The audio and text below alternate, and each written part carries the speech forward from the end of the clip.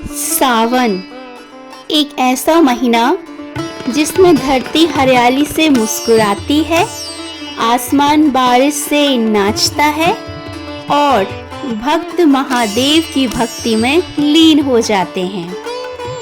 लेकिन क्या आपने कभी सोचा है कि सावन सोमवार का व्रत आखिर क्यों किया जाता है? कैसे करना चाहिए ये व्रत? क्या इसका कोई वैज्ञानिक या आध्यात्मिक रहस्य भी है? क्या ये सिर्फ महिलाओं के लिए है या पुरुष भी कर सकते हैं? तो आज हम इसी बारे में चर्चा करने जा रहे हैं और इस सावन महीने की क्या खासियत होती है, आज हम आगे जानेंगे इस वीडियो में। तो अगर आप भी उत्सुक हैं कि आखिर सावन महीने को इतना खास क्यों माना जाता है, तो इस वीडियो में मेरे साथ अंत तक बने रहिए। अगर आप इस चैनल पे पहली बार आए हैं तो इसे सब्सक्राइब कर लीजिए और बेल आइकन को हिट करना ना भूलिए, ताकि मेरी सारी अपडेट्स आप तक सबसे पहले पहुंच सकें। और अगर आपको यह वीडियो पसंद आता है तो इसे लाइक कीजिए, अपने दोस्तों के साथ शेयर कीजिए और कमेंट सेक्शन में मुझे बताना ना भूलिएगा कि आपको यह आज का वीडियो कैसा लगा। तो आइए शुरू करते हैं हमारा आज का वीडियो, जो कि बहुत ही खास होने वाला है। आज हम आपको बताएंगे सावन सोमवार का व्रत कैसे करें। पूरी जानकारी, सही विधि, नियम, महत्व, कथा, लाभ और वो गहराई जो आपको शिव से जोड़ देगी। क्या आप भी सावन सोमवार का व्रत करते हैं? यदि हाँ, तो मुझे कमेंट सेक्शन में ज़रूर बताइएगा। सावन क्या है? आखिर क्यों इसका इतना महत्व है? सावन हिंदू पंचांग के अनुसार 5वां महीना होता है। यह माह विशेष रूप से भगवान शिव को समर्पित है।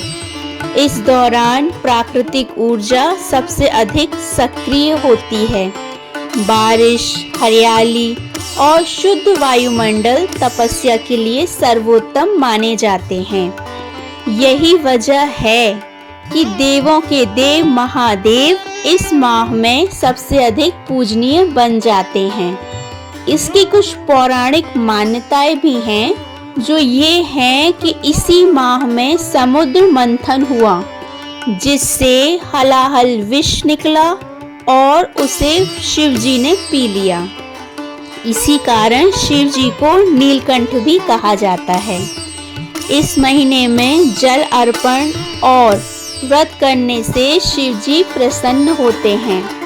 सावन सोमवार व्रत करने का एक बहुत ही धार्मिक महत्व भी है, जो ये है कि शिव पुराण और स्कंद पुराण में सावन व्रत का वर्णन है।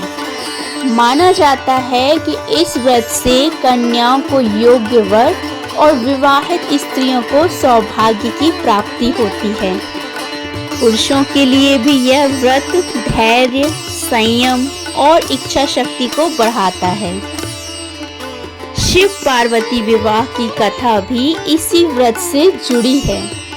अब इस वीडियो में आगे बढ़ते हैं और जानते हैं कि इस व्रत से पहले क्या क्या आवश्यक तैयारियां हमें करनी होती हैं।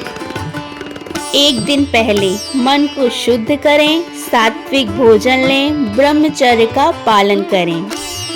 कुछ सामग्रियां हैं जो हमें इकट्ठी करनी होती हैं, जैसे कि जल, बेलपत्र, दूध, दही, शहद, गंगा जल, धतूरा, भांग, अक्षत, चंदन, भस्म, घी, रुई के दीपक, पूजा थाली, शिवलिंग अगर घर में हो तो।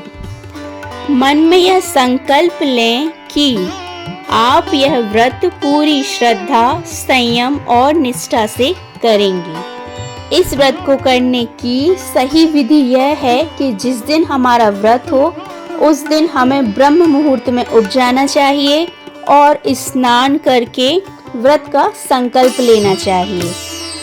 हाथ में जल, फूल, बेलपत्र लेकर शिव जी के सामने व्रत का संकल्प लेना चाहिए।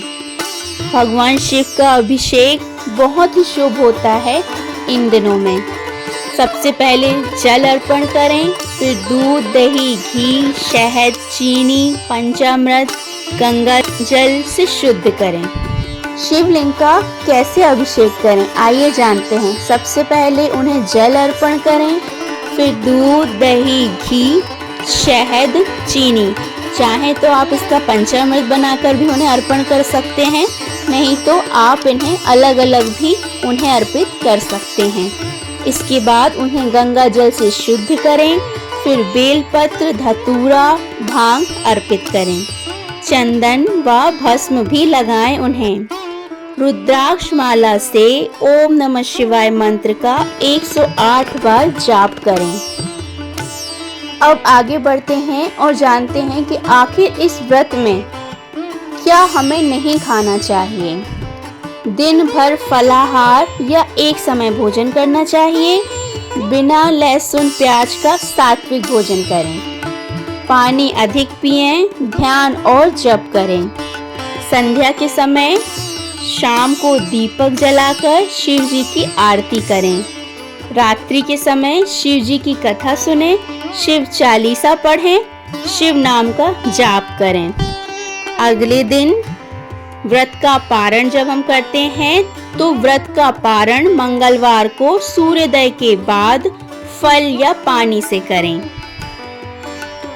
सावन सोमवार की व्रत कथा जो होती है, अब हम उसकी चर्चा करते हैं। एक बार एक ब्राह्मण कन्या ने शिव जी से उत्तम वर की कामना की। उसे एक साधु ने सावन सोमवार व्रत की विधि बताई। उसने 16 सोमवार व्रत किए। अंततः उसे शिव जी ने दर्शन दिए और उसे एक राजकुमार का विवाह प्रस्ताव मिला। यह कथा बताती है कि श्रद्धा से किया गया व्रत कभी व्यर्थ नहीं जाता।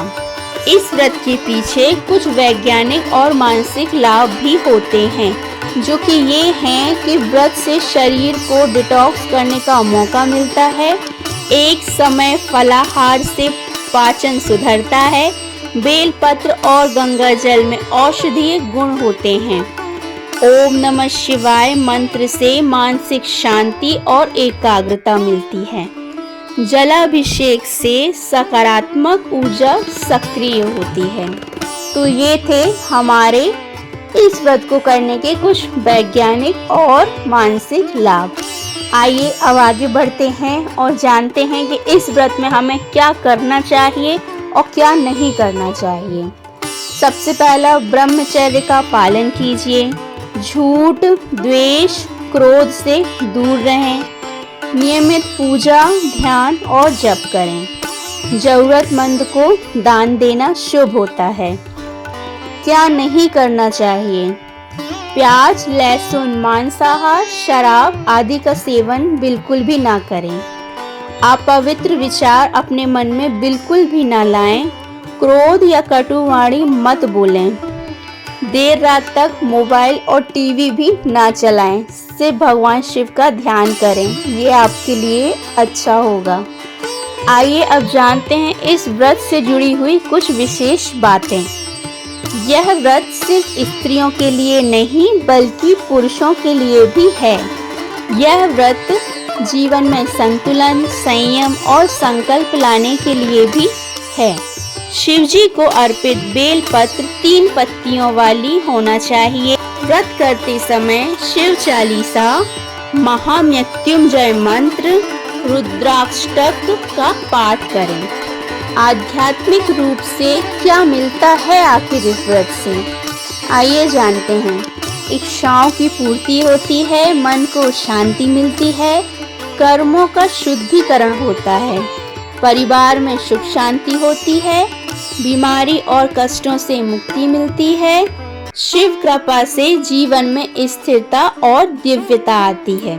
सावन सोमवार का व्रत जब भी आप करें तो आपको ओम नमः शिवाय का 108 बार जाप करना चाहिए।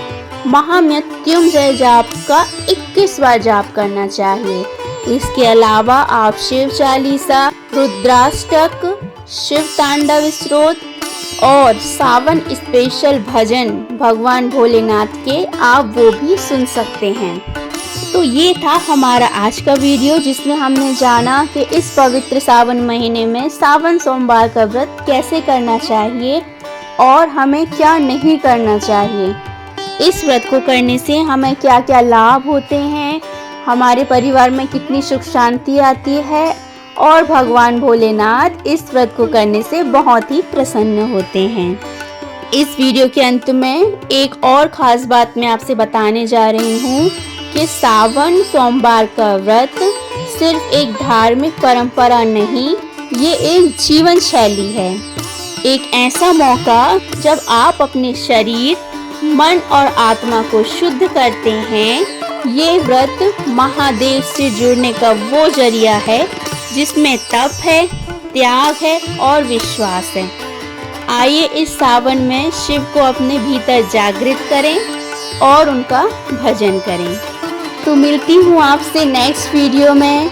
तब तक के लिए आप सभी खुश रहिए, अपना ख्याल रखिए। हर हर महादेव, जय भोलेनाथ।